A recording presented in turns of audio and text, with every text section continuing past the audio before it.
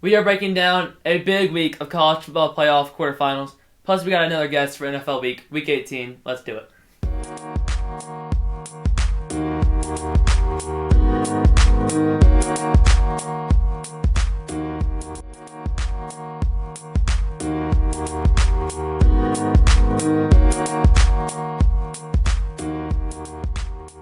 All right, James. Season 5, episode 19. Almost to 20. Whoa. Almost to 20. Okay. And we're going to keep going to like 25. Yeah. We're all the way in football season, and now we actually get to talk about some games that matter this week. Kind of like, well, we did last week, but now we get some recaps that are actually kind of worth, I guess.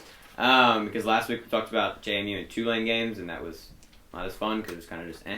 Now we had 4 really good games, really fun games, really interesting games. And then we're going to get 2 more that we get to talk about, and then obviously we'll have some NFL picks. Week 18, last week of the NFL regular season, Yeah. and then we're going into NFL playoffs. So. Yeah, Tulane and JMU competed more than Bama, though. So, Real talk. whatever that's They're worth. low-key better. So start us off, James. With what? With the first thing on the agenda, which is What game do we want to start with? whatever you want. What All is right. your oyster? Well, I guess we'll go in order. We'll start with the Wednesday night game on New Year's Eve. Miami defeats Ohio State 24-14, pulls an upset on the team. I think that was favored technically. 24 to 14. Yeah, 24-14. That That was was like 14 to 10. technically favored. 2 in the college football playoff. Ohio State goes down, the reigning champs. Miami gets a big win.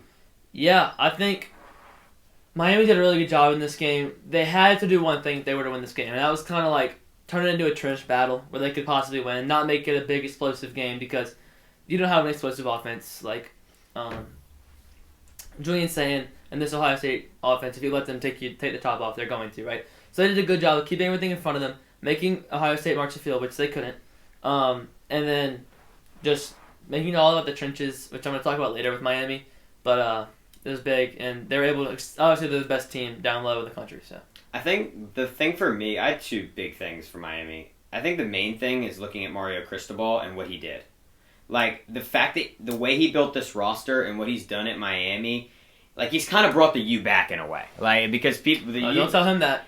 Well, okay. But because, like, let's say 10 years ago, you were never getting a Malachi Tony at Miami. Like, that just wasn't happening. And now they have a bunch of studs. They have a bunch of guys playing together. He went out in the portal. He got a bunch of guys. Got Carson Beck. Like, he did a lot of things, and I think that's not giving enough credit to Miami and Mario Cristobal for the roster that they actually constructed. And then I think this was literally just like Miami punching Ohio State in the face. Yeah. Like, that is literally what it was. It was just like blow after blow after blow, and Ohio State had no chance. And that's kind of what Miami does. And I think Miami executed their game plan perfectly. It's a big upset, and Miami is a national title contender for sure. Yeah. Cavender curse got lifted, bro. Carson Beck's home. I think Miami, it was huge for Miami to get out early in this game, right? They had the big turnover in the pick 6 to make it 14-0. Because then you put Ohio State on their or what's the word? Their back foot, kind of. Yeah, on their back foot, like back against the wall. Back against the wall, but Ohio State's back against the wall. They're forced to throw it. You know they're throwing it, and then from there you can get the pass rush going, and yeah, so that was really big for them because if that's a close game down the stretch, or like even in the first half, I think this goes a lot differently. Yeah. In that like second quarter, but good job for Miami. And that's the thing. There's going to be questions kind of about the buys coming up. Like, what are the buys? A big deal because Ohio State was sluggish in this game. Like, they came out, they didn't really look like they didn't look like the better team. They didn't look like the more talented team. They weren't dogs. Like, none of them really were dogs. Jeremiah Smith kind of got going eventually. But, like, no one out there was getting open. They weren't running their routes great. Like, everything just looked like bleh for Ohio State. While Miami came out and punched them in the face immediately. Yeah. And that's kind of the thing. There's going to be a talk, or I guess a debate, about whether buys should be in the college football playoffs in the near future. Because we've only had, one team? One team in the past 2 years. I want to take this opportunity, on this great platform here. And I want to talk about this buys. Because, like, last year, you had all the conference champions get the bye, and so everyone was like, oh, it's just kind of a standout, like the competition difference, like, oh, obviously, Texas is better than Arizona State, stuff like that. But this year, it's the 4 best teams, and every single one of them came out sluggish in these games. So, except Indiana. Indiana didn't score in the first quarter. Yeah, but they came out sluggish as well. So it's something to see where it's like it's obviously not helping these teams to get buys. In other sports, it does, but in football, it doesn't. So what you need to do is you need to make it 16 teams. Say number 1, you can play the group of 5 team, so that's huge to be a number 1, right? And you still get the tune-up game, whereas everyone else plays real games, and then you go from there. And I think that's how you need to do it, because the way it's going on right now is not sustainable, because the best teams aren't winning. I also think like if Texas Tech was playing that game at home, it might have been a different story. Or if Ohio State was playing that game at home, I think it would have been a different story. Now, I agree, like, you can't get rid of New Year's Six bowls just because of the money draw and everything like that. Move them back to bowl season, man. But you, wait, like, just don't have them in the playoff. Don't have them in the playoff. Yeah, I agree with that, but then it's like, what, the Orange Bowl is... Who cares? And that brings bowls, that can help bring Tennessee versus Illinois in an Orange Bowl. That can help bring the prestige of bowl games back and help get bowl season back going. Maybe. And then also, you have 2 of them in the semifinal, I mean. And maybe... I heard something else that put the Rose Bowl as the permanent national championship spot, or something like that. You could. So they wouldn't. So something like that, to where you can get home sites up until the semifinals, and then I think, and that's the thing. Like Dan Lanning talked about that in an interview a couple days ago. That was like, we should be playing on Saturdays college football, and we should be playing at our home stadium up until the national title game. Okay, which I get. Yeah, I understand. Like, because I agree. I think if Ohio State is playing at the Shoe and they have like not had to travel and they're chilling at their homes and they're able to like practice right up into like they're staying at their house, like a bunch of things like that, and Miami's not, the game script could have been a lot different with a crowd like that behind you. The tune-up game is the most important thing, and I think I think they need to make it 16, and if they want to have first round home playoff games and then go New Year's 6, I'm okay with that. Yeah. Then the top 8 all get home playoff games, right? And that's the main thing. So you just got to fix it to where the buys aren't, because their buys obviously aren't helping these teams, and so that's my main takeaway. They're not. You're right. What's the next game? Want to move on to our next game? Okay, so the next game, Oregon kind of dominated Texas Tech. The final score was 23-0. This was the Orange Bowl. It was the early game on New Year's Day. Look, you saw Texas Tech's offense come out sluggish, and they were sluggish the whole game. And Oregon played a really good defensive game. And I was getting frustrated with the Texas Tech running backs because, and with Baron Morton, like the running backs, it's like every play they were trying to. Morton, bro. It's like every one play they were trying to score a touchdown, right? Where they could have had a lot of plays had big like 7-yard gains, 6-yard gains. Instead, they popped it out and got 1 yard because they tried to play it for a touchdown instead of running up the middle and taking what they give you, right? And so that was frustrating because they would have scored points and they would have gotten sustained drives if they could have just done that. There was a lot of opportunities for that. And then Baron Morton, when they got in the 3rd and long situation, kept checking it down. I was like, what are you doing? You got to push the ball downfield if you want to win this game. They do though. Sadly, like, they 3rd and 10. You can't just immediately check down. You got to sit in the pocket and make a throw. And with Texas Tech's defense, man, like they came out to play and they were really good in this game. And they just had no help. They were out there the whole game, and Oregon scored 6 true offensive points in this game, and there were 2 field goals. So Oregon didn't score a full drive touchdown the whole game. So I was really impressed with that front 7. Yeah, I totally agree. And that's what we said coming in. Like, they probably have the best front 7 in football, and they played really well. And I think it was kind of like, could Texas Tech come out defensively and do kind of what JMU did in the first half a little bit, like got Dante Moore rattled, and especially what Indiana did earlier in the year. Like, they both had him rattled, they threw a couple bad picks, and then he started making plays, though. That's the thing, is with Dante Moore against Texas Tech was sending pressure, they played him really well, but Dante Moore made a couple really good plays. He fitted in really tight windows. They were sustaining drives. Exactly. So, and that was the difference between them and Texas Tech. And I hope this isn't the narrative that Texas Tech shouldn't have been here. Like, I hope it's not just because they had like a Big 12 patch on their jersey, they shouldn't have been there. No, like, they should have. But they 1,000% should have. They were in this game the whole game until like kind of unraveled in the end. Like, yeah, this was 4th quarter close game, 1 possession game. They just made too many mistakes. They had chances with the ball to take the lead in the 4th quarter. Yeah, and they made too many mistakes. They had a great team around them this year. They had great coaching. Baron Morton was the definition of a Texas Tech player, and he tried. Made a lot of bad mistakes in this game. It's like his moment was too big. Like, he'd been good most of this year. He hadn't lost a game. Yeah, no. Like, he was doing really well. But it's just interesting to see how it all went out. But the thing with Texas Tech, I think, is they did not change up their offensive style, which I can kind of appreciate, but at the same time, like, you got outcoached in this game, like, a lot. Like, Dan Lanning coached an incredible game defensively. And Texas Tech not being able to flip to kind of like more of a spread offense. They like to check it down a lot. They like to run the ball. They like to kind of hit their playmakers out in space on the sideline. Like, they do these little things. That's how Texas Tech offense runs. You kind of need to spread it out more against this Oregon defense, and they didn't change, and sometimes that can cost you. Sometimes I can appreciate it, but in this one it didn't work. It's like the LSU, like, back to what I was saying. They had a lot of great chances to turn around and hand it off and go up the middle for 5 yards, and they never did it. They always tried to bounce it out, and it was never worked. And it was just drive stop for them to do that. And anyway. Also, Oregon was just a better football team. Yeah, they played straight better. up. Like, Oregon is still getting better, and that's kind of what I think is scary. Like, I don't think there's a team in the playoff left that can continue to get better other than Oregon. Like, I think Miami's reached their cap, Ole Miss has reached their cap, and Indiana has reached their cap. Their offense needs to go. We'll talk about that later. Yeah, we'll talk about that later. Next game. Next game was the Rose Bowl, and this was another dominant fashion from Indiana. They won 38-3 at the Rose Bowl. Yeah, they did. Indiana did exactly what we said they needed to do. Or exactly what I said they needed to do. They needed to rattle Ty Simpson, which they did early, and Ty Simpson could never come back. They were always, he couldn't make plays. Their defense was locking them up. They couldn't run the ball. What do you know? And then they were just played a clean game. They didn't give Alabama anything. They just made the plays when they needed to. And I thought they played a really clean game. Didn't turn it over. Were very efficient on offense. And that's how you beat Alabama, because if you don't give them anything, they weren't going to come back, and they weren't going to be in this game at all. Yeah. So for me, Indiana literally dominated in every facet of the game. Like, I don't think that Alabama won in one singular category. Indiana ran the ball better. They threw the ball better. They played better at the line of scrimmage on both sides. They were better on special teams. They had better coaching.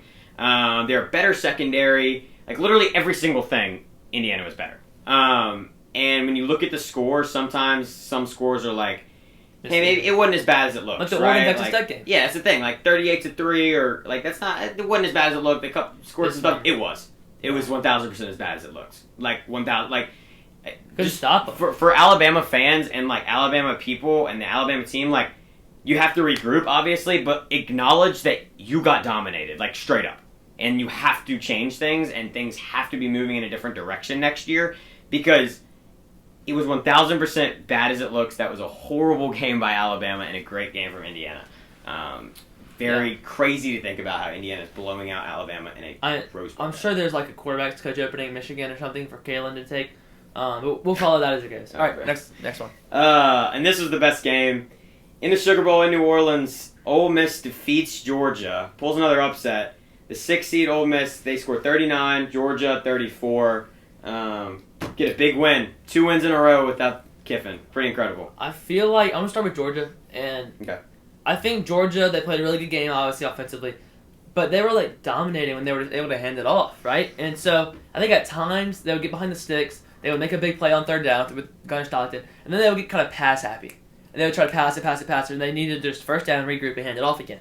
So I think that defensive or offensive scheme at times got a little bit pass happy when they didn't need to. They needed to just wear Ole Miss down. And Ole Miss, credit to them, they didn't wear down. They competed really well in the trenches. Almost won in the trenches, you could say. 1,000%. I don't know if they won in the trenches. I think they did. Their defensive line played They competed, like, right? Like, their defensive line played well. Well enough to where they couldn't just hand it off every time. Yep. And their O-line kind of got dominated, but Trinidad's him. So, I mean, great job by Georgia, obviously, but they couldn't bring it in at the end. And I don't know, their defense just needed, I don't know what happened. They couldn't get channels on the ground. They couldn't cover well enough downfield for long enough, and it was just, Ole Miss picked them apart. Yeah, kind of what you were saying. I think Georgia kind of played to the style of what Ole Miss wanted them to do. Like they did last time. Like, this is exactly how Ole Miss wanted this game to be played. They wanted it to be a shootout. They wanted you to pass the ball, right? And that's not how Georgia plays. Kirby, like, looking like he's going to punt and then going for it on a 4th down. I'm not sure they were supposed to snap that. A bunch of just weird stuff in this game. Like, that is not Georgia football. Like, Georgia does not do that. Georgia has never done that in the past 10 years. Georgia does not do that. Like, stop. Kirby stopped trusting his defense. It was very weird, which is low-key valid, because, getting to my next point, Trinidad looked like the best player in America that night. Like, truly. Trinidad was making plays that I don't think we've seen from a quarterback in the playoff in a long time. Like, there were some plays where he was getting out the pocket and throwing it on a rope. Like, literally on a rope. Whether they were open, whether they weren't open. And Georgia, they kind of switched in the second half, kind of to what we said last week, and what they did in the second half of their first game when they played each other. They played Ole Miss receivers really tight at the line of scrimmage. And we thought that could maybe dominate Ole Miss, so Ole Miss took shots. Right? And, like, that's not something that Ole Miss has done a ton this year. Like, they like space, they like yards after the catch. But Ole Miss took, like, 20-yard shots downfield, and Trinidad was firing lasers, like, truly. And we had questions about the Georgia secondary earlier in the year, and they had gotten better. Some of those problems, I think, came to light in this game. From the playoff. And I think just Trinidad was, like, truly just took over for Ole Miss and won them this game. And Ole Miss is a threat to win a national title. I picked Ole Miss, like, originally. Remember I showed you my bracket? And I picked Ole Miss. I still have that bracket. My bracket is, I've got all four teams. Like, nothing. Okay. My bracket's bad. Anyway, but no, I didn't pick them last week, but... So, like, Georgia did come out slow in this game, but you can't attest a loss to that. Like, you maybe can for Ohio State, because once they threw that pick, it was over, kind of. But, because Georgia came back, they got the lead by 2 possessions at halftime. At that point, I was telling my parents, I was like, oh, I've seen this story before. Like, this is going to be 42-20 final score. Like, Georgia's going to win. But Ole Miss, great job to being resilient and staying in the game and punching back. And Georgia tried to punch you in the second half. To make that comeback was amazing. Is it crazy to say that in the second half, Pete Golding outcoached Kirby Smart? Kirby Smart outcoached himself. Kirby Smart, I think Pete Golding did coach well. Yeah, like, he was great in this game. He's a great motivator. Exactly. And Kirby Smart messed up a few times. And I was thinking about this. Like, people were calling Dan Lanning. He hadn't won a big game yet. Obviously, now he's sitting in the semifinals. Oregon has a shot at a national title. But kind of at the beginning of the year, there were questions about Dan Lanning because maybe he's just this motivator guy. He's a good defensive mind, but, like, they can't win a big game, right? Like, they're not on that level yet.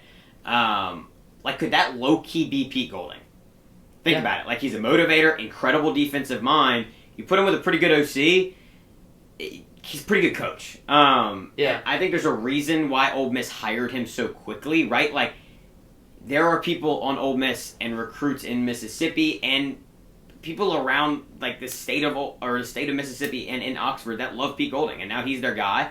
And I really appreciated his coaching in the second half, and I was kind of pulling for him, which sounded weird because I don't really like Pete Golding that much, and I don't really like Ole Miss. I like Pete Golding. But I thought at the end of that first half, like, the stupid stuff with them, like, bringing the kicking team on when they could have just spiked it, like, all that stuff in the first half, I'm like, oh, yeah. Here it goes. Like, it's downhill. Well, that wasn't Pete Golding's fault. That was the kid. They drilled the play for the kid to catch it and step out of bounds. He should have gone out of bounds. And he cut it back in, and that was the reason. At that point, though, that becomes, like, a question. Like, if Kiffin was there, would that have happened? You know what I'm saying? Like, those kind of things. And I thought, like, through all of that, then going into the second half and getting better and kind of dominating Georgia in a lot of different ways was very impressive. Trinidad dominated Georgia. Like, they were getting free rushes. Their offense. Georgia low-key wasn't, though. Georgia would work about, like, a 10-yard run, and then they get stopped at the line of scrimmage. Well, no, I'm talking about Georgia's defense. Like, Georgia's pass rusher was getting there. Consistently. Trinidad just ran around in circles till he threw it. Like, it was crazy. Yeah. But and Georgia's offense, they played well, too. But they obviously made respect to Gunnar Stockton. Bro took some shots in that game. Yeah, but Gunnar Stockton played the game of his life. Yeah, Gunnar Stockton was like... That was awesome. Yeah. A dog in that one. All right, let's go into the Futures Draft update, actually. Because we do have a champion. Look, James made a play here late. Is it over? Yeah, so with Miami and Ole Miss, James made a little play. I thought I saw a shot. But, because Indiana beat Alabama, that was a 4-point swing. So I was able to win. So I'm at 39, James at 30, Landry at 21. There's only 7 points left on the table. Because Ole Miss and Miami are playing. So you are... Oh, yeah, so... That's the thing. That's not even... Within less than 4... There's only 7 total points anyone could ever get. That's what I'm saying. If they're playing on both sides, that would have been possible, right? No. Like, there's literally... the most anyone could ever possibly get from now on is 7. And then you're down by 9. Mm-hmm. So, like, if you had the two teams that won... How many points did I get for Ole Miss and Miami winning? You got 2 for each one. And then I got 2 for Indiana. 2 for Indiana winning. And then Landry has Oregon. So, yeah. So I'm at 39, James 30, Landry 21. I've officially won. Good battle, though. Good battle, yeah. I'll take my teams, bro. That's fine. My boys... If there's Aura points, maybe you get that. All right. Yeah. I had Texas Tech, though. Aura. Anyway, let's move on to the semifinals. Let's start with the Peach Bowl. Yeah, I think it's Oregon versus Indiana. Okay. It's right there. Okay. It's the top one on my page. That's the night game, then. Number 5 Oregon versus number 1 Indiana. They're on different days. I know, but it's like late at night, right? Isn't the Oregon-Indiana game later? I mean, it's an Eastern time, so I'm sure I thought not. it was like 7:30 instead of 6:30. Oh, no, they're both 6:30. So let's start with key players. For Oregon, my key player, I went with linebacker Tatum Tuioti. I think I'm saying that wrong. But he's their best linebacker, and he leads the team in sacks. So that's why I picked him. So I think you need to pressure Mendoza. I think that's huge for Oregon in this game because if you let him sit back there in the pocket, ask Alabama what's going to happen. He's going to torch you. They're so efficient. They're so clean. Like he's going to pick you apart if you let him stand back there. And they did really well with that versus Texas Tech. Baron Morton did not have much time back there a lot of the times. Again, forced to check it down a lot. So got to force Mendoza to do that. Force Mendoza into early decisions. Yeah, mine's Dante Moore for the third straight week. Dante Moore, or no, second straight week. Dante Moore, last time they played, was the X factor. Like, if Dante Moore would have played better in that game, I think Oregon would have won. I disagree with that. I think the X factor on Oregon is their running game, which I'll get to in a minute. But I think Dante Moore's play directly correlates to how good the running game is. Oh, no, I disagree. Because if they can if they have to scheme for the run and the pass, and Dante Moore picks you apart. Well, that's every single quarterback ever. Yeah, but I think Dante Moore especially. But I think I actually think that, like, for me, that's my opinion. Hold on, what was I gonna say? You were talking about Dante Moore. Yeah, I know. Yeah. Yeah, last time they played, I think that Dante Moore is the reason that they kind of lost. And I think he realizes that in his biggest game, like, he didn't show up. He made bad mistakes, and they got pressure to him because they actually ran the ball very well in that game, which a lot of people forget. They ran the ball against Indiana pretty dang well. And Dante Moore made some bad plays on some, like, short third downs and a couple things like that, that if Dante Moore tweaks them, they're in this game immediately. Because I think Dante Moore is probably the most talented quarterback left. Like, I don't know if he's the best. But I am a big believer in Dante Moore, and I think if he plays well, the sky's the limit for Oregon. And I think if he can sit back in the pocket and make throws and be under control, Oregon's in this game, and it's going to be a close one. So I'm going to go with Dante Moore again. All right, my key player for Indiana is running back Roman Hemby. He actually didn't lead the team in carries last game, but I'm just going to pick him anyway. It's running back for him in general. They're both incredible. You've got to make the offense balance if you're Indiana. You can't have Mendoza out there on an island when they know he's stumbling. You got to be able to be balanced, make them scheme for the run, and then Mendoza can go pick them apart. And your offense is going to stay as efficient as it's been and as it was against Alabama. So the running game is really important for Indiana in this game. Yeah, I kind of went the opposite direction. I was going to say, like, the wide receiver core. I'll specifically go Omar Cooper because I think he was kind of, like, overshadowed of what he's done this year. Like, he's been the most efficient receiver on their team, even though Elijah Surratt is the best.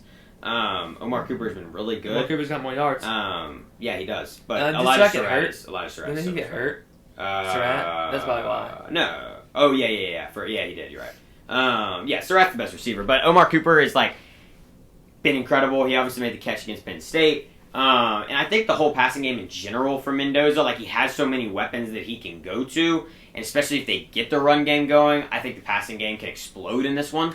Because I think the Oregon secondary is lackluster in a couple different ways. Because I think if they don't get to him, and he gets it back in the pocket, obviously, like you said, and make throws, I think Omar Cooper will be a big spot in this game. So I'll go with the Indiana receiver core, but specifically Cooper. Oregon secondary looked pretty good last week, so we'll see how they look this week. I mean, did it even matter? Baron Morton. Yeah, it wasn't really.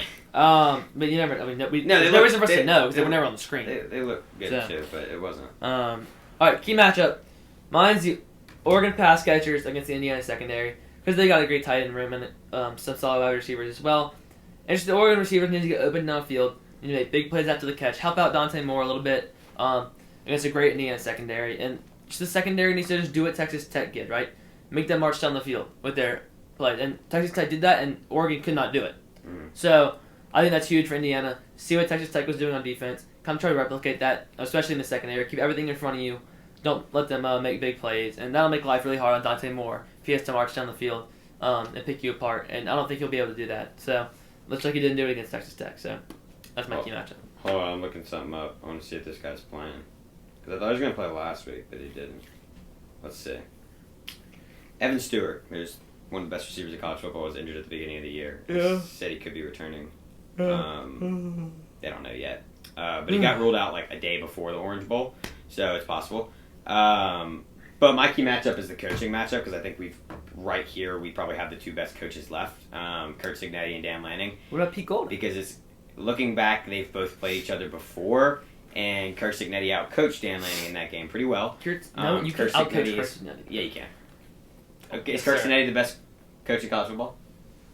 No, Kirby Smart's better. Exactly, so you can. Curt Cignetti, I think, and Dan Lanning, like they both have totally different minds, and I think that the fact that they've played against each other like a couple times already in their careers, and especially this year's, like specifically, I think it's a big spot, especially for Dan Lanning to be able to outcoach Curt Cignetti, because I think he's got a better defensive mind and he can draw up some weird stuff and get his boys hyped to play this one. The fact that they lost in that early season game, I think helps Oregon. So I think Cignetti and Lanning, both of them are going to coach great games, and we'll see who coaches a better one. I think it could come down to that. All right, my key is the game. Start with Oregon. Just get the run game going. I said that just a minute ago, right? Because the offense opens up incredibly for Dante Moore. If you can just run the ball, they've been able to do it all year. That's why in games where they can't run the ball, they've been close, right? Like the Texas Tech game, or the Iowa game, or the any other games, right? So Washington game. So like the offense will open up a lot, and this offense will go freaking crazy if they can even get the run game going. Ask James Madison how that goes. And just can't be one-dimensional against this defense. If they know Dante Moore is dropping back and passing, it's not going to go well for him. Again, Texas Tech knew it, and the game didn't go too well. So that's my key to the game for Oregon.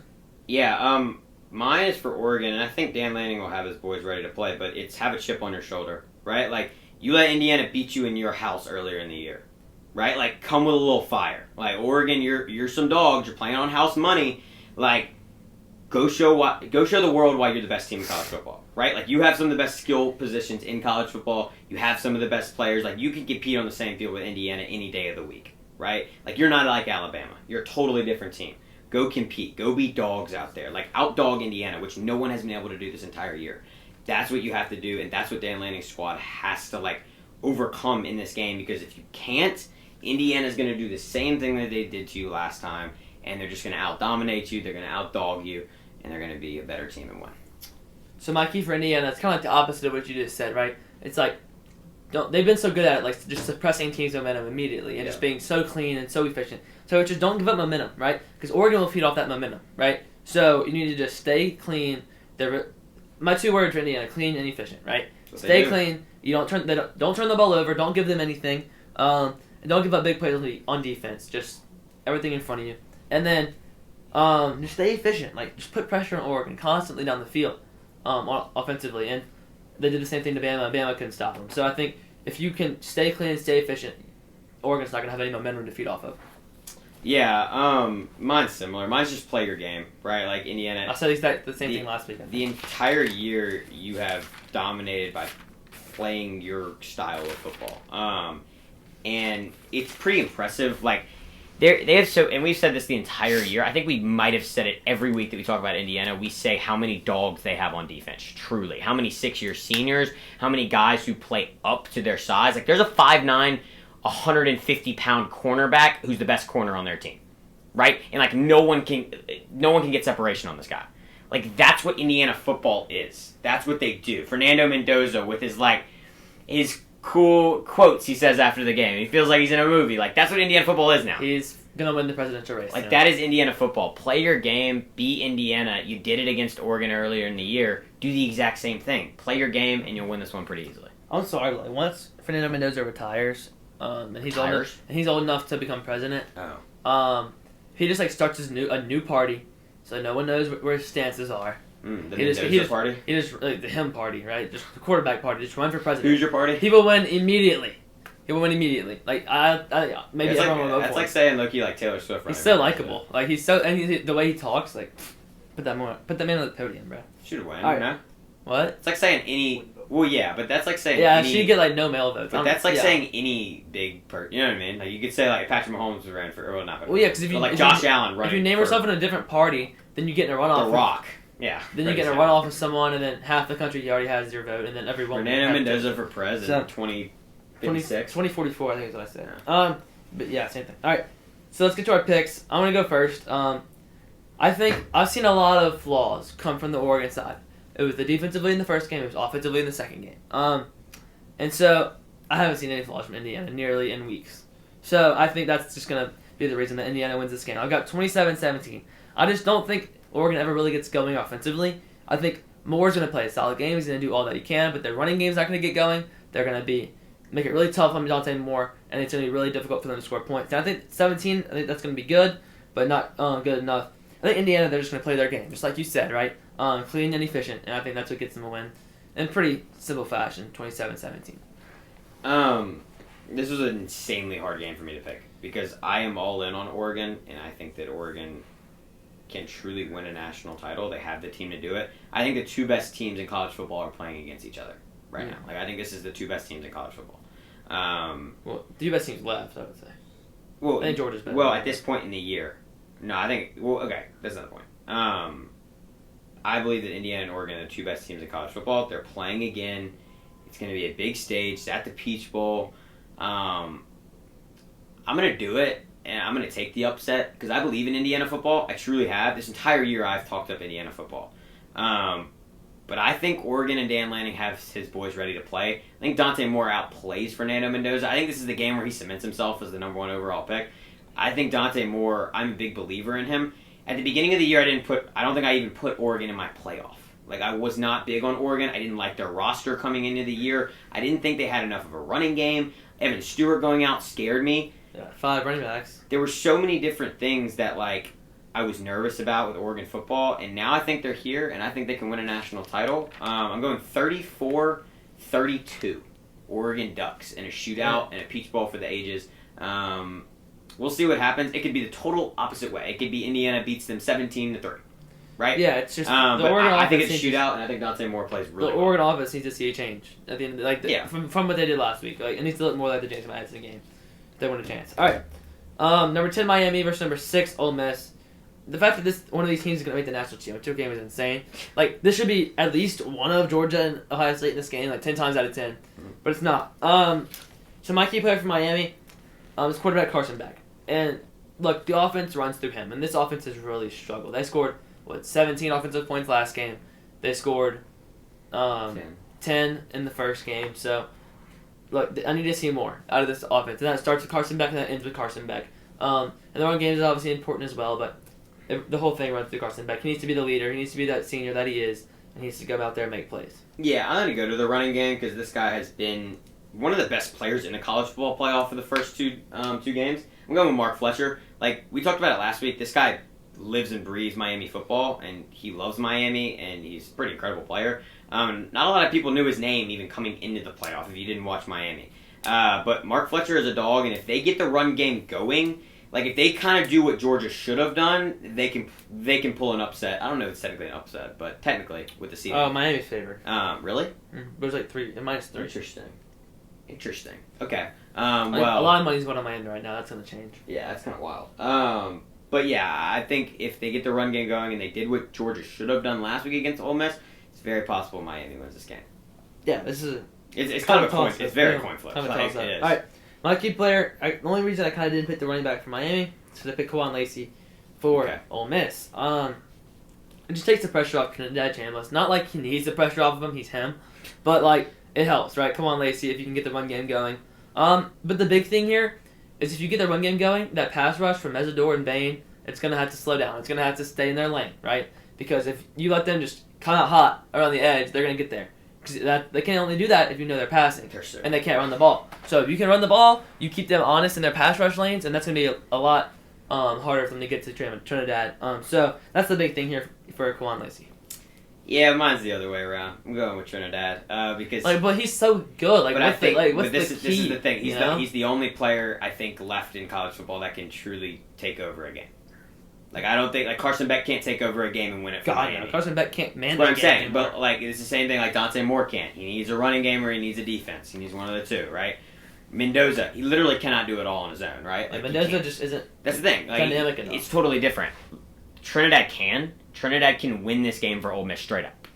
Like, it could literally just be at the end of the game, you're like, Ole Miss didn't play good on defense. They didn't control the line of scrimmage. They ran the ball okay, and Trinidad made plays down the stretch. That reminds me of something. What? Last week. Exactly. Like, it's very similar. Like, it's literally the thing happened last exactly. week. Like, there is a very possibility you look up and you're like, yeah, Trinidad just took over and won them, and now they're going to the national title. So there's no other player in college football right now left that can do that. So I'm going to go Trinidad Chambliss. That dude is a dog. I think he's ranked 3rd now in my quarterback rankings, like going into the draft, which is crazy to say. If he doesn't get his waiver, he can go into the draft, maybe be like a 2nd-round pick. Yeah. Never know. This is the time to go in the draft, though, if you're a quarterback. At this point, yeah, exactly. Same thing with Johnson Moore. Like you can make hella bonuses from because you're going to go higher. All right. My key matchup is going to be Miami defensive line versus Ole Miss offensive line. It's the obvious one, right? The Miami D-line, you have to make a huge impact on this game. Make it all about the trenches. Not only do you have to get to Trinidad Chambliss, you have to get them down to make your presence known, right? That's huge for the Miami D-line because that's where they win their games. And the Ole Miss O-line is just allow room for the run game, give Chambliss some time. Like, you're not going to win, right? But don't let the D-line ruin the game.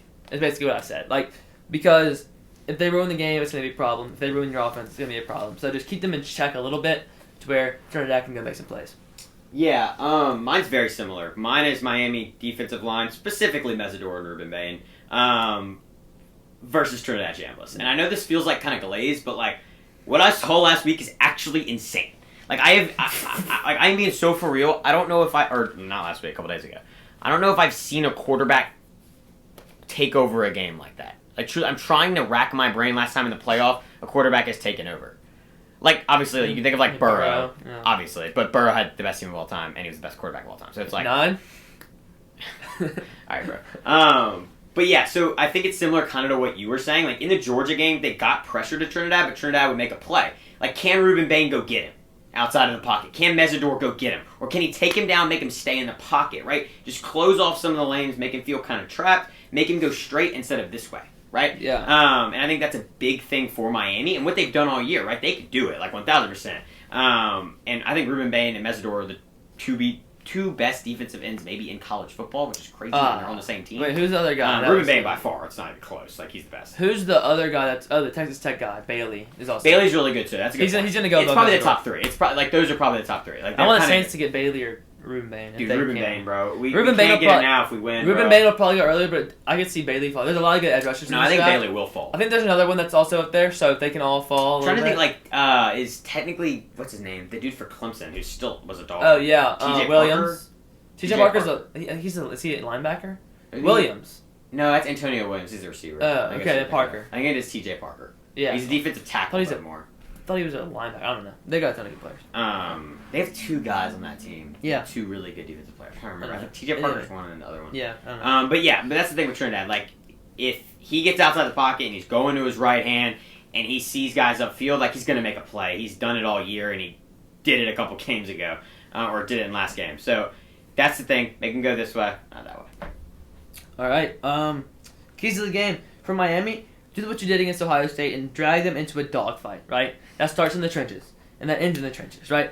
Make the game more about the trenches than it is about the playmakers, and that's how you win this game, because your playmakers are far inferior to Ole Miss's, but that in the trenches, you can dominate. That's where you're far better. So, you can't compete with them in a shootout like Georgia can. Like, you just can't, right? They're going to blow you out if this becomes a shootout. Just drag them into a dogfight, make it about the running game, and, make it like a punting match, and and that starts with getting to Chambliss and making him unable to make plays. And so drive them into a dogfight is my key to the game. Mine are my keys. I'm gonna do them both at the same time because they're both kind of questions.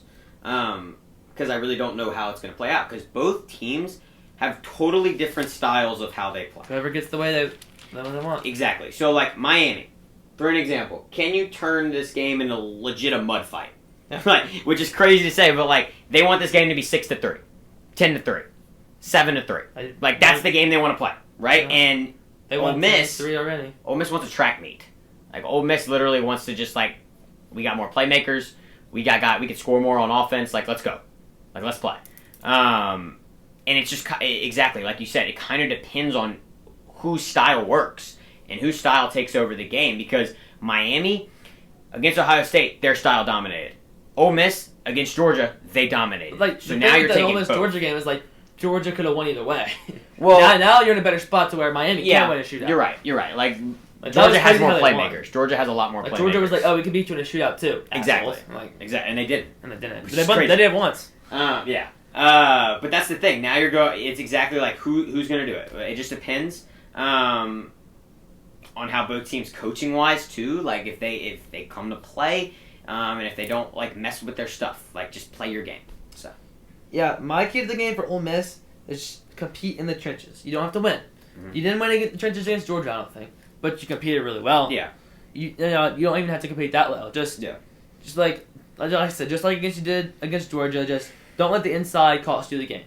Allow the outside playmakers to have chances and opportunities to win you this football game because they will, right? And all Miami's trying to do is trying to take them away and say, beat me inside because you can't, right? So that's the thing. That's the kind of where the rubber meets the road. And so I'm gonna take for key to the game, Ole Miss compete in the trenches.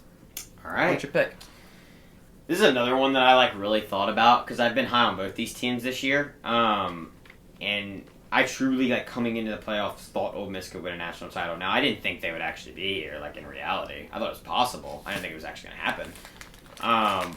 I still don't think they can win a national title. We'll see. Well, they probably can. 1,000%. I think they can. You're crazy, bro. I don't think they will. That bias is insane. I frick Ole Miss, but the fact that you watched what they did against Georgia and think that they can't win a national title is insane. I don't think they can do that again. But you're right. Okay. So yeah, I'm going with Ole Miss, and I'm going in a close game. I'm going 24-21. Oh damn. And I think Miami competes in the first half. I think this game could go any way, right? But I just think it's too many mistakes for Miami. It's too many punts. And I think Ole Miss kind of takes over late in the fourth quarter. I think Trinidad plays exceptionally well. I think he plays a clean game. I think his completion percentage is incredibly high. I think he just makes some throws that shows, yeah, he's that guy. And I think Ole Miss goes to the national title to play Oregon. Ole Miss, Oregon, by the way. Also, it's kind of crazy, the matchup in this one. If Ole Miss wins... Right, you just made the national title with your coach leaving you. Probably the best offensive mind in football just left you. And now you get to go make the national title. Miami... Charlie Weiss is still there. Miami, if you win, you get to go play a national title with your home crowd behind you. Back home. I think I'll show up. You know what I'm saying? There's a bunch of cool storylines going into this game. And it's a big game for both teams. So I'm going to go with Ole Miss. But obviously it could go either way. I'm high on both these teams, and I think Miami could end up just controlling the trenches and win it literally 7-3. Well, going into this round, I thought both these teams were frauds, and I was proved wrong. So you know what? I'm gonna pick. Also, Notre Dame fans, shut up. Freak you. So for real. No, don't freak. No. I'm nothing against y'all, but stop talking, bro. Miami beats you in the regular season. You would not have competed against Ohio State. I think you would have lost. And in the first round, Texas A&M beat you in the regular season. So you might not have won that game. They're more mad about the Bama thing. Oh, well, that's just whatever. Play in a conference. You can't do that. Play in a conference. Because if you compete, I'm not to do this again, but if you punish Bama for playing the conference championship, that ruins conference championships forever. Yeah. You can't do that. Anyway, why I yelled when you made your pick is because my pick was same one. Ole Miss. No, not quite. 1 point off. I had 24-20 on this. So I said, I think Miami's going to play well, but I think they're going to control this game. But I think Chandler's down the stretch just does his thing. I think he's going to go crazy, kind of like it was with Georgia. Georgia controlled it until they didn't, right? Yeah. And I think Ole Miss is just playing too well right now. They're too locked in. The magical ride is too much for Miami, and no matter how good they are in the trenches, it's the storybook ending. It's going to prevail with Trinidad Chambliss. One other thing with Ruben Bain that I was thinking about is we said that Trinidad is probably the only player left that can take over a game. The fact that Ruben Bain can, as a defensive end, is insane. Ruben Bain can literally influence any game that he plays in, a lot. He can change the tide of any game. That's all good, the best edge rushers. I know, but it's crazy. But we don't have any of those in college football. We haven't in a very long time. Bailey took over the game for a minute in the Oregon game. That was cool. Yeah, but they lost. They lost. That wasn't his fault. Anyway, I know. I'm just saying, Ruben Bain can influence the outcome of the game, which is crazy. That's T.J. Watt, Myles Garrett type stuff. Yeah, that's what I'm saying. He low-key is on that level as a college football player. Or in college football, I guess. All right. Let's get to the next segment. All right. Let's cue our music. We've already talked about it, but Miami, Ole Miss, Indiana, and Oregon are moving on to the college football playoff semifinals.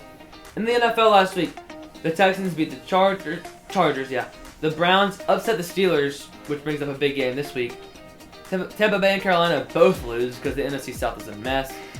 Philadelphia beats Buffalo in the final play. The Niners beat the Bears in a shootout. And the Falcons upset the Rams, which again make the NFC South even crazier. So, San Francisco and Seattle, they play today for the number 1 seed. Tampa Bay and Carolina play for the NFC South. That game also depends on New Orleans and Atlanta, which is also weird because the Rams decided to suck. The Ravens and the Steelers play for the AFC North, and the Steelers are going to choke that away. The AFC 1 seed and the AFC South are still up for grabs as well. So this was a big week for the Diggs Bros and the Patriots. Starting off, Trayvon Diggs dropped by the Cowboys just to join the playoff-bound Green Bay Packers. Stephon Diggs accused of assault, while also Pat's defensive tackle Christian Barmore was also accused of assault. So big week for them. Ole Miss backup quarterback and former starter Austin Simmons is going into the portal. He's a freak of nature. He could go make an impact wherever he goes. Nikola Jokic is out 4+ weeks with a knee injury. And Tatsuya Imai inks a 3-year deal with the Astros. That's going to be worth up to $63 million. And Kirby Yates signs with the Angels. James, give one portal quarterback prediction and make it good. Okay, so not an obvious one. Yeah, we know Rocco Beck's going to Penn State. Yeah, we know Byron Brown's probably going to Auburn. Yeah. Byron Brown's going to Hem University. Yes, correct. Let's go. I didn't get your picks. I'm thinking of an underrated one. Do you have your picks on your phone? Yeah, sure. I'll get them. I'm trying to think of a good one. I've already got mine, so I can just do this. You want me to start? Yeah. Say yours. All right. Let me think. Mine is it's a fun one. I'm not going with Sam Levitt. Not going with Brendan Sorsby. I'm going with Josh Hoover from TCU. Where's he gonna go? I got him going to Indiana. And Wow. with Kurt Signetti, they're going to need a replacement. And Josh Hoover's been balling out at TCU, kind of under the radar. Yeah. That's just what Signetti wants. That's a really good point. They're going to be able to save some money, I'm sure, on that. And I think that would be a good fit for them. Also, Sorsby, probably not going to Indiana, but he already went there once, I think, so that could be an option as well. What do you know? I actually think that with all so Levitt's an interesting one because I think there's actually a chance he could go to Kentucky, which is kind of crazy to say. Like all the smoke around him right now. I doubt it. Like, I don't see it as a lot just smoke. I kind of see like the fact that he put a do not contact tag and then immediately scheduled a visit with Kentucky is weird. What's the do not contact tag? Like he reaches out to the schools, they don't reach out to him. That's who else did that? That was Rocco Beck or something? No, it was someone else. I don't know if it was like that so far in this sport. I saw someone else that did that. It was Austin Simmons. Austin Simmons did it. Oh, interesting. But I'm gonna go with kind of a weird, fun one. DJ Lagway. Kind of no one really kind of knows where he's going. Baylor. I'm gonna go Baylor. Yeah. Because I think he originally committed to Baylor out of high school. I think they were one of the first people to offer him. I'm not sure. So he originally committed there.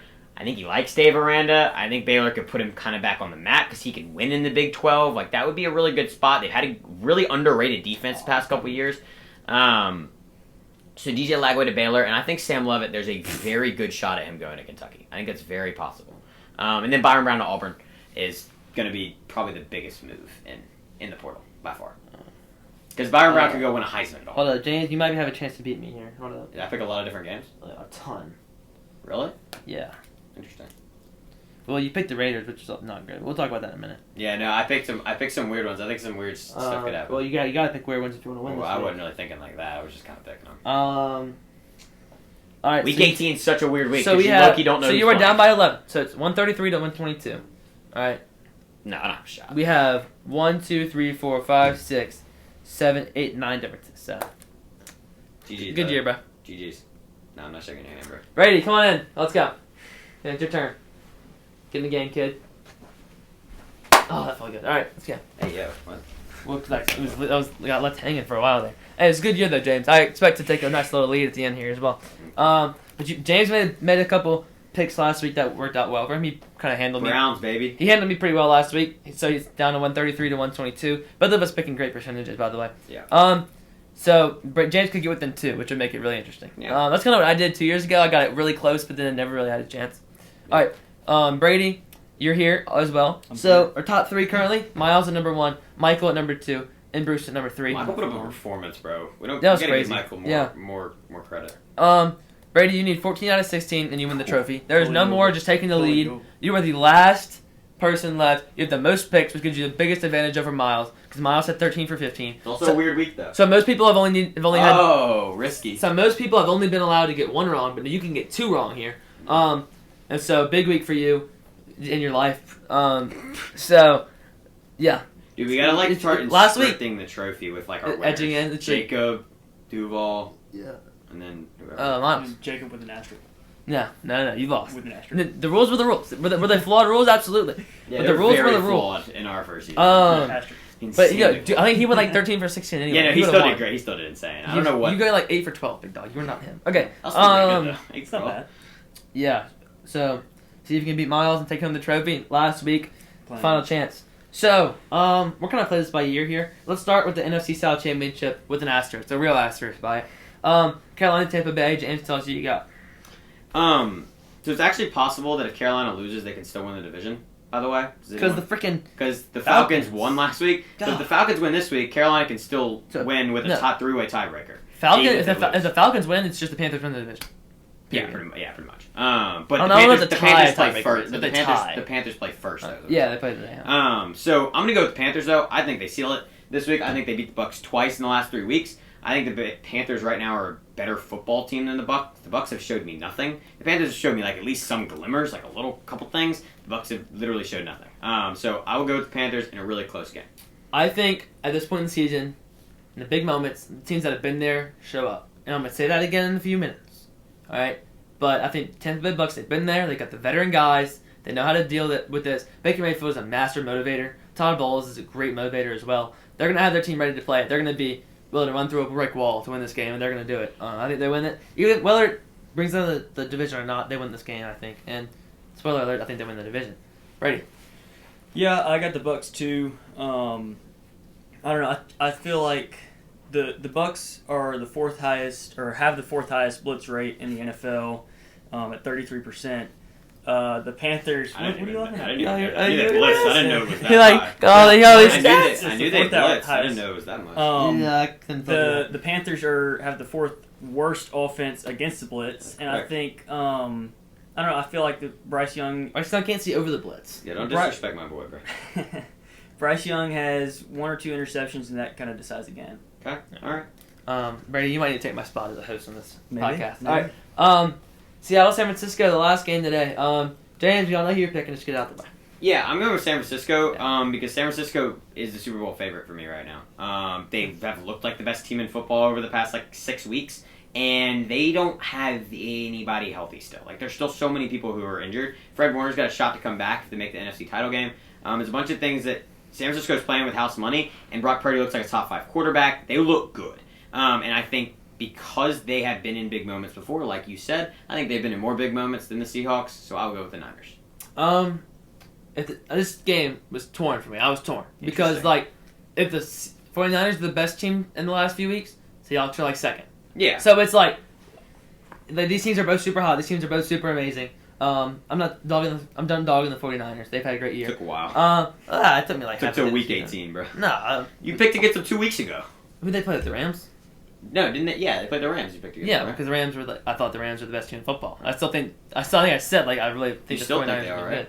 Probably not. But, I don't even know anymore. Okay, I'm picking the Seahawks because the 49ers won in week 1. They're not going to beat them twice. I got the Seahawks to win this game. That's basically what it came down to. I'm going to side with James on this one. I got the 49ers. I think that this is going to be the closest game, and it's going to be very passing heavy. The Seahawks have the 8th most sacks in the NFL with the 5th most pressure percentage.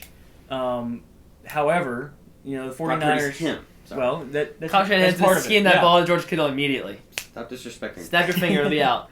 Bro, he won last week without Kyle Shanahan's going to force the ball out. Right, and he's like, Brock, he's going to be like, the fact that you still hate on Brock Purdy is his ear. I'm not actually. I think Brock Purdy's really good.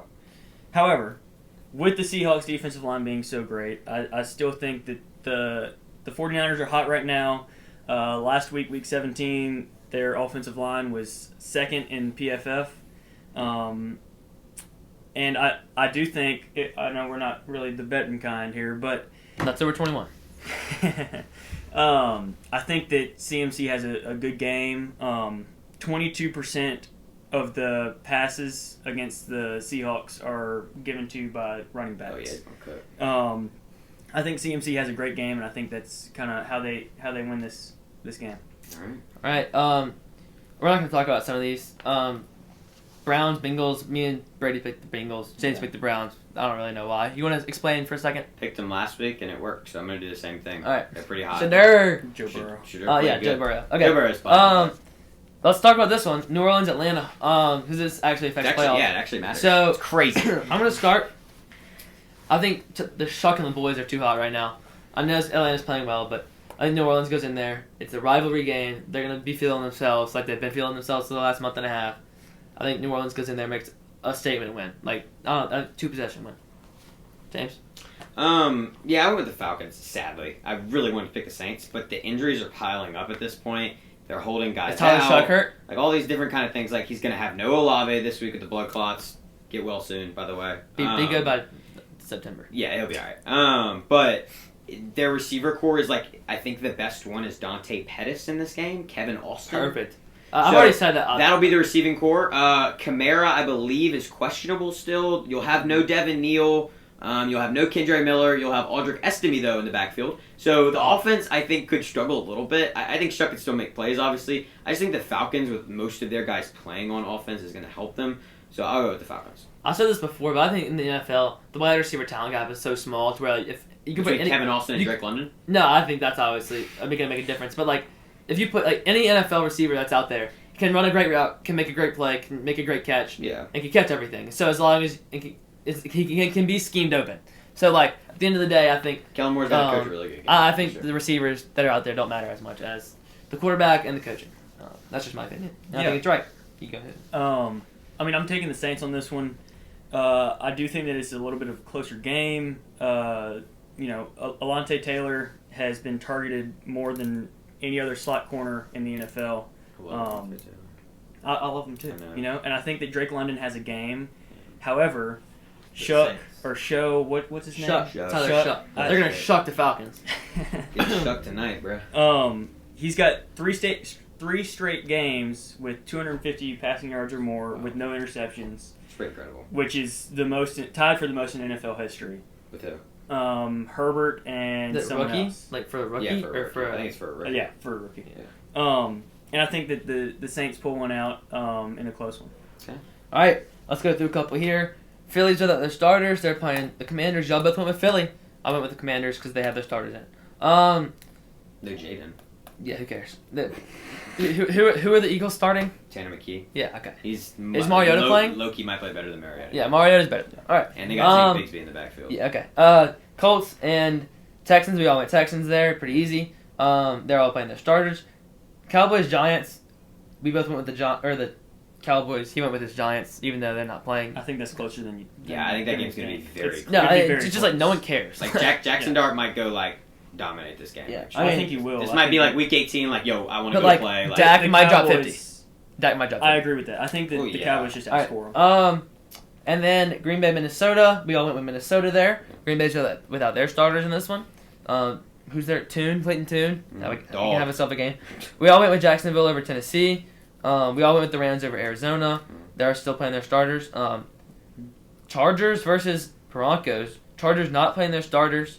Broncos are playing their starters. We all went with them. I say we should talk about it, but do we really need to talk about that? Yeah, not really. I mean, unless you have anything to say. Broncos playing for the 1 seed, but without their starters, I don't see it. Yeah. Harbaugh has already said that this game doesn't really matter to him. It really doesn't. I think Harbaugh's playing to just keep their spot. Denver's playing for the 1 seed. They're going to go in this game. Yep. Kansas City, Las Vegas. Big number 1 pick upside, or chances here. When I saw this game, I was like, oh, this is a perfect Raiders win, Yeah. It's going to be like textbook, Chiefs suck this year, Raiders can go out there and make the upset. But then I was like, wait, they're playing for the number 1 pick. They are not winning this game. So I picked the Chiefs, even though I think the Raiders were trying, they would win, but they're not. So last week against Giants-Raiders, where it was like Giants lose, they get the number 1 overall pick. and they won and they kind of dominated, and like I could see that happening here because I think the Chiefs literally just having nobody at this point. Like the players still play, right? Like it doesn't matter. They don't play for a pick. They don't care about a pick. Pete Carroll's not going to coach like he wants the pick. I think they've got their guy picked out anyways. I don't know if it really matters, in my opinion.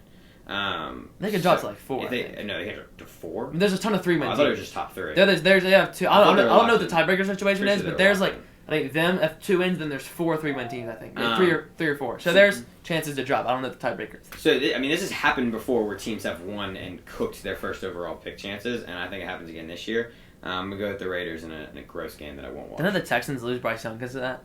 Good for them. Yes. Yeah. And they got C.J. Stroud out of it, and Will Anderson, by the way. There you go. And Will Anderson. All right, you got the Chiefs as well? I got the Chiefs. I think, I don't know. Who's their like the Lions this week. They're just playing for respect. Ludicon? Oh, yeah. He's still playing? Minshew's not back? No. He tore his ACL. Oh, shit. Okay. No, he did. I thought he didn't. I thought he was just out. They both tore his ACL. I looked that up. I think I'm pretty confident about that. All right. We all took New England over Miami. They're playing for the 1 seed still. Chicago, Detroit. Chicago's playing for seeding. Me and James each picked. Tell us why you picked Detroit, because me and James both picked Chicago. Yeah, I think that Detroit is the more talented team. I also don't really like Caleb Williamson whatsoever. I never have. Williamson's not his name. Williams? Yeah, there you go. Exactly. I don't even like him that much. But I think it's a very close game. Lions, like I said, just like the Chiefs, are playing for respect. The Bears are just going to kind of overthink this one. It's going to be close, but the Bears on plays with no turnovers, they're 30th in expected points added allowed per play. So I think that that's going to really impact how they play this game, and I think that Goff's just going to tear them up. Yeah, I mean, that could happen. They are frauds. Yeah. He had a tibial plateau fracture. He avoided a torn ACL. It's the muscle on the on top of the ACL or something. So it's still bad. So yeah, it's still season ending. Yeah. He's on IR, and it's like a very similar timeline to an ACL. Not as bad. Yeah. But all I heard was that he didn't tear his ACL. I didn't hear anything after that. I like Minshew. All right. Yeah, he's him. All right. Cool guy. Buffalo versus the Jets. James, just tell us why you picked the Jets here, man. Please explain. That's insane. Nothing. Why not? Isn't Josh Allen not playing? He will be playing, I believe. Questionable. Probably will play. He probably will play. Okay, because he's on track to play. I believe. You can't change your pick though. Yeah, I thought he wasn't playing. But I'll go with the Jets. Aaron Glenn still wants to play for something, obviously. Once again, I will say this: players still play. Who's his quarterback? Like Brady Cook. Yeah. Still Brady Cook. Maybe Brady Cook will figure something out of this. Maybe he'll cook. Nice. But I go with the Jets in a close game, I guess. If Josh Allen doesn't play, I do think the Jets can actually win this game. If Josh Allen does play, it's probably a different I have nothing to say about Brady Cook. I haven't seen him play at all, really. Haven't heard about it. Haven't heard about how he's playing at all. So he's kind of just there. He's kind of on the Jets. It has not been good. All right, yeah. Last game, biggest one, possibly. Yeah, this is the biggest one, just single game. Ravens, Steelers directly affects the NFC North. Whoever wins this game actually gets it. James, start us off. Okay. I am gonna go with the Steelers, and we talked about it a couple weeks ago how the Steelers are finally starting to see things. We're like, oh, maybe this team can win a playoff game. Like, maybe it's possible.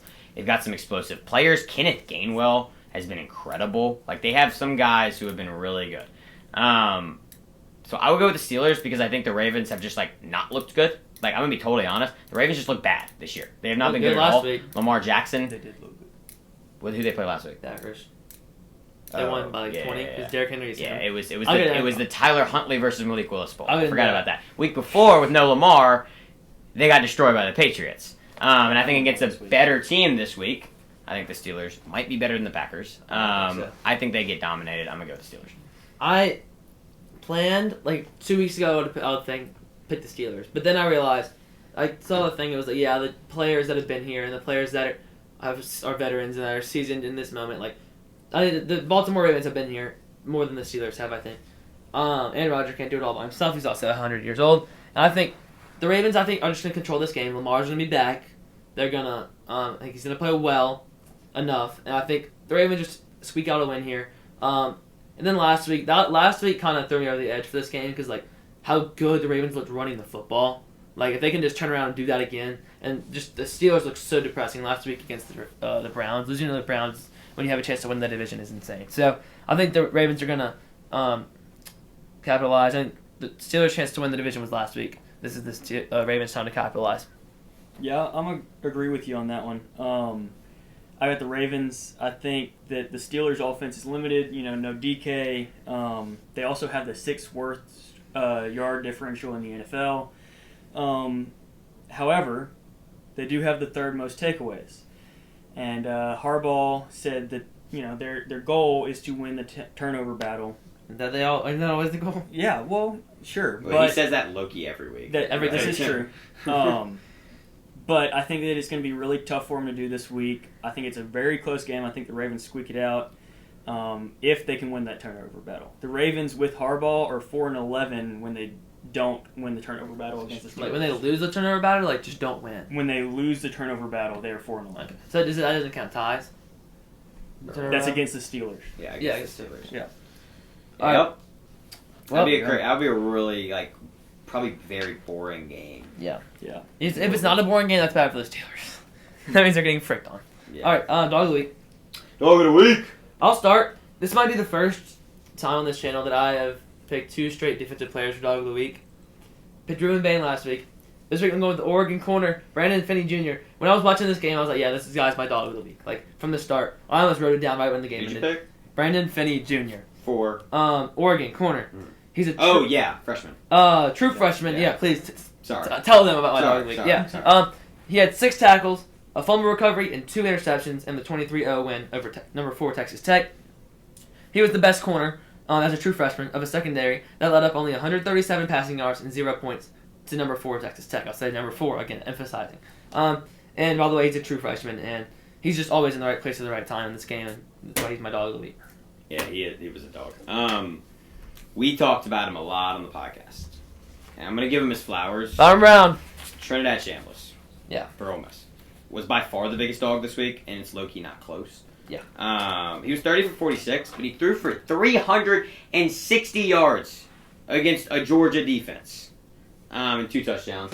The fact that he played D2 at Ferris State, it's talked about so much, but it's low-key not talked about enough. Like, the craziness behind that. Yeah. The fact that this kid had, nothing out of high school, nothing in the transfer portal. He goes to be a backup quarterback for Ole Miss where he's probably not going to play, and comes in and turns into one of the best quarterbacks in football, maybe the best in the college football. The Kiffin touch. He's got the ability. Kiffin can do whatever he wants. Incredible. And some of the plays he made down the stretch is like I said earlier, some of the throws, he looked so calm. He looked so collected. He looked a little Mahomey on some of those. He low-key did. He did. He did. But he didn't, flop afterwards. So, Trinidad Chambliss is the biggest dog, and I don't think we've given him enough flowers on this podcast, in my opinion, enough this year for what he's been able to do. Not from what I've heard. Yeah, so Trinidad Chambliss is my dog. What have you heard? I did nothing. All right. Exactly. Go ahead. I don't need to talk about him more. You're right. So, I have 2 dogs of the week. Okay. Oh, God. I saw one. Second dog of the week. Oh, my God. Joe Burrow. I mean, look.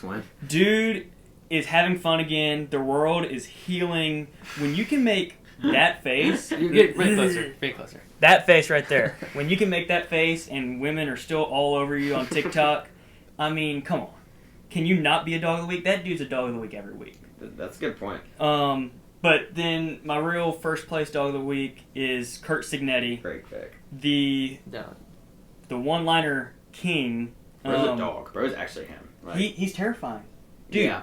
The best coaches. Awesome. Dude, did you see the thing where it was they got they were trying to get Indiana all sides and they kept clapping sides since it was trying and they flashed it after they get it, they don't get it. And Indiana's getting hyped, their players. They flash it to Kurt Signetti. Bro looks like the Grinch. I'm so serious. He looked exactly like the Grinch. Yep. It was his. So he had his annoyed face and then his less annoyed face. But is it different? Is it low-key different? I mean, it's like red face to regular face. I don't know if I've ever seen same smile. facial expression.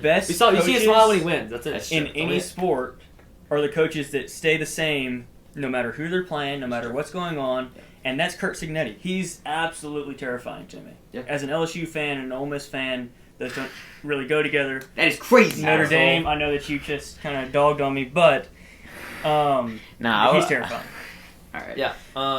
Good episode, guys. Yeah. Going to number 20 next week. Football, man. Last week, we only got one episode in this 2.5 week long time, so I kind of boxed this in, but we can do wild card stuff next week. I'm very excited. Finally, we can talk about some. And we don't have to talk about all the college football stuff next week because it will not have happened yet. So, leave a like, subscribe.